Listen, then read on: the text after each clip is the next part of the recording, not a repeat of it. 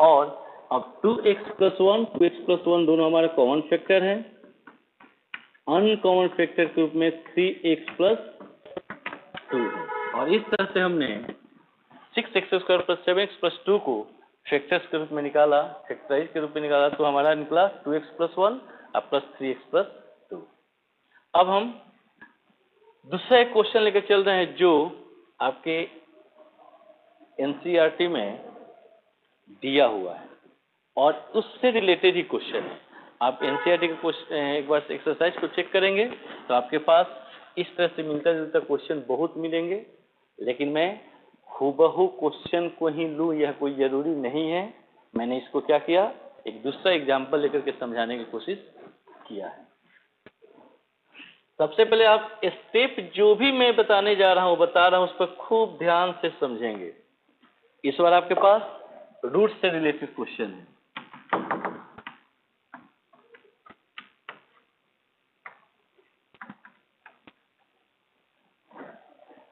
Middle term में हमारा root दिया हुआ है, फर्स्ट टर्म 1 है और लास्ट टर्म 6। ये हमारा रूल के अनुसार से फर्स्ट टर्म और लास्ट टर्म का प्रोडक्ट यानी 1 × 6 = 6। 6 हमारा निकल गया प्रोडक्ट और दोनों का फैक्टर निकला 1 और 6। अब देखेंगे कि हमको लाना है यहाँ पर 4√2 और हमारा जो फैक्टर्स है वह रूट में नहीं है।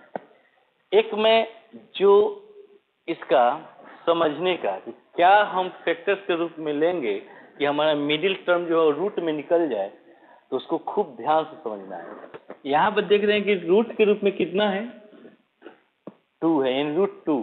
तो हमारे फैक्टर्स के रूप में कम से कम 2 आना चाहिए। अब 2 लाने के लिए हम लोग क्या करते हैं कि यह फैक्टर्स को छोड़ देते हैं। हमारे पास और भी फैक्टर्स है, 2 × 3 भी हमारा 6 का फैक्टर है ना। तो हम क्या करते हैं कि इस 2 और इस 3 को ही फैक्टर्स के रूप में देखते हैं कि हमारा मिडिल टर्म में √2 आ पा रहा है कि नहीं आ पा रहा है। हम इस 2 को क्या कर देते हैं कि √2 × √2, 2 चूंकि होल नंबर था तो इसे हमने क्या किया कि √2 × √2 यानी 2 इरेशनल नंबर के रूप में इसे फिर तोड़ दिया। और जब 2 इरेशनल को एक साथ मल्टीप्लाई करेंगे तो निश्चित है कि अगर सेम नंबर है तो वह स्क्वायर के रूप में आएगा और उसका रूट खत्म हो जाएगा। तो हम क्या किए कि यहाँ पर √2 ले लिए।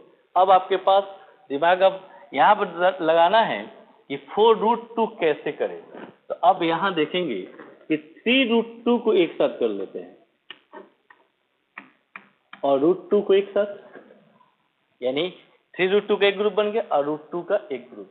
और लाइक टर्म के अनुसार से आप रूट का जब हम सिंप्लीफाई करना सीखे हैं तो आपको पता होगा कि अगर रूट दोनों सेम हैं तभी इसके बीच में हम लोग ऐड या सब्ट्रैक्ट कर सकते हैं। तो 3√2 के साथ अगर √2 को प्लस करते हैं तो कितना हो जाता है 4√2। और इस तरह से हम यहाँ पे 4√2 निकालना चाहते हैं तो हम अब 3√2 × 2 को 2 फैक्टर्स के रूप में इस्तेमाल करेंगे। x² + 3√2x plus √2x plus 6।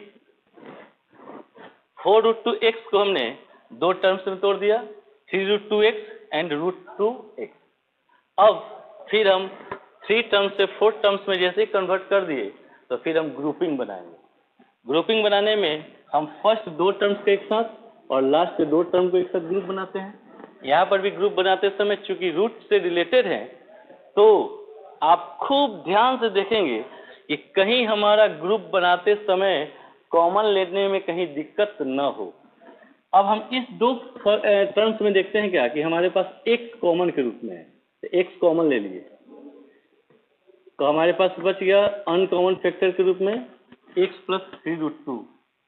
यह हमारा जो अनकॉमन फैक्टर है यहाँ पर हर हालत में आना चाहिए। लेकिन आप देख रहे हैं क्या कि √2x और 6 में कुछ भी कॉमन नहीं है। कुछ भी कॉमन नहीं है तो फिर हमें कॉमन के रूप में कुछ न कुछ तो निकालना होगा। तब हम क्या करेंगे 6 को हम √2 के रूप में कैसे निकालेंगे उस पर ध्यान देंगे। अब देखिए यहाँ पर 6 को कॉमन के रूप में निकालना था तो हमने कैसे रूट का इस्तेमाल किया। तो आप इस जो फैक्टर है ना, इसी फैक्टर पर ध्यान देंगे कि अगर हम इसमें √2 है और यहाँ पर भी √2 लेना चाहते हैं तो इसका मतलब क्या होगा कि 3√2 हमारा कॉमन फैक्टर के रूप में निकल जाएगा। तो हम क्या करते हैं कि यहाँ पर √2 को कॉमन ले लेते हैं। जैसे √2 कॉमन लिए तो √2 में x से मल्टीप्लाई करेंगे तो √2x होगा, और √2 में 3√2 से मल्टीप्लाई करेंगे तो √2 2 एंड 3 मल्टीप्लाई करेंगे तो 6। और इस तरह से आप देखते हैं कि हमारा कॉमन फैक्टर के रूप में x प्लस 3√3 और x प्लस 3√3 निकल गया, 2 निकल गया। अब यह दोनों हम कॉमन फैक्टर को एक साथ लिख लेते हैं और अनकॉमन फैक्टर के रूप में x प्लस √2 इसको लिख लेते हैं। स्टूडेंट, रूट वाले क्वेश्चन को खूब ध्यान से आप समझ करके बनाएंगे, हैं बहुत सिंपल, बस थोड़ा सा आपको रूट में कन्वर्ट करने के तरीका को समझना है। तो मैंने मिडिल टर्म में रूट लेकर के किस तरीका से मिडिल टर्म को तोड़ करके फैक्टराइजेशन में कन्वर्ट किया, इसको आप देखिए। अब मैं एक तीसरा क्वेश्चन बताने जा रहा हूं जो इस बार फर्स्ट टर्म और लास्ट टर्म रूट में रहेगा और मिडिल टर्म एक होल नंबर के रूप में रहेगा। इसको आप समझेंगे।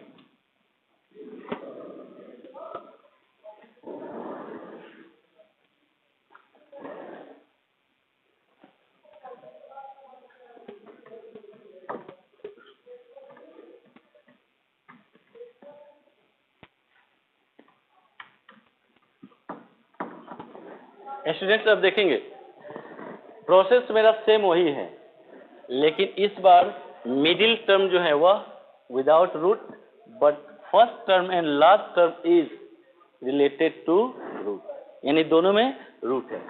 स्टेप फर्स्ट टर्म और लास्ट टर्म का प्रोडक्ट यानी √2 इंटू 4√2 मल्टीप्लाई करेंगे 4 इंटू 2 8।